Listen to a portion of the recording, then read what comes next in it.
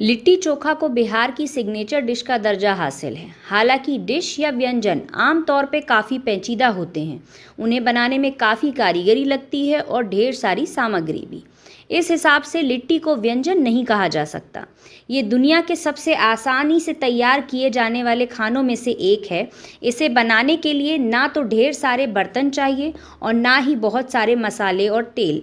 यहाँ तक कि पानी भी बहुत कम लगता है। इसकी एक खासियत ये भी है कि ये कई दिनों तक खराब नहीं होता, लेकिन लोग इसे ताज़ा और गर्म खाना पसंद करते हैं। मोटे तौर पर लिट्टी बिहारी महिलाओं की रसोई का हिस्सा कम और पुरुषों और यात्रियों का साथी अधिक रहा है। पिछले कुछ सालों में बिहारी कामगारों के देश भर में फैलने के बाद धीरे धीरे इसके ठेले बिहार से बाहर भी दिखाई देने लगे हैं। अगर सेहत के हिसाब से देखा जाए तो तले हुए समोसे से तो बेहतर है ये। कुछ लोगों को इसमें लिट्टी राख से जमी की खुशबू आती है और अब लिट्टी को मटन या चिकन के साथ भी खाया जाने लगा है, जो एक नया चलन है। बिहार एक बड़ा राज्य है, लेकिन लिट्टी का चलन मिथिला में कम, मगध और भोजपुर में अधिक दिखता है। माना जाता है कि इसकी शुरुआत मगध क्षेत्र यानी गया, पटना और जहानाबाद वाले इलाके में हुई थी।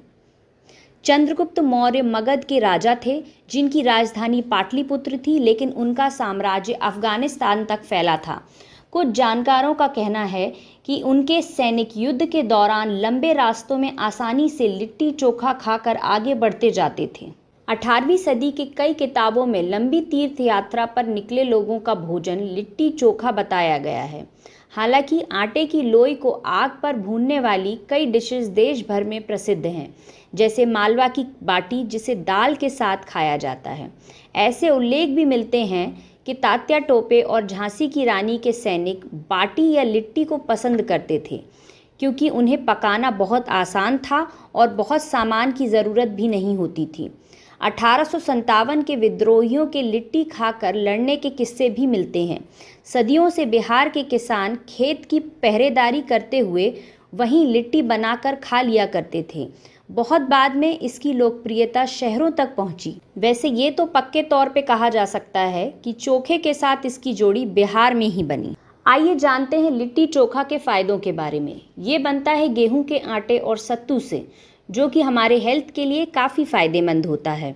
सत्तू का आटा होने के कारण इसमें इंसुलिन बनने की क्षमता होती है, जो कि हमारे शुगर लेवल को कंट्रोल करती है। कई अध्ययनों और डॉक्टरों ने पाया है कि लिट्टी चोखा हमारे शुगर लेवल को कंट्रोल करता है। लिट्टी चोखा में फाइबर पर्याप्त मात्रा में होता है, इसलिए ये पचाने में आसान होता है। इसे खाने के बाद हमें गर्मियों में लू भी नहीं लगती। अगर आपने कभी लिट्टी चोखा नहीं खाया है तो इसे ज़रूर ट्राई करें और इस चैनल को लाइक और सब्सक्राइब करना ना भूलें।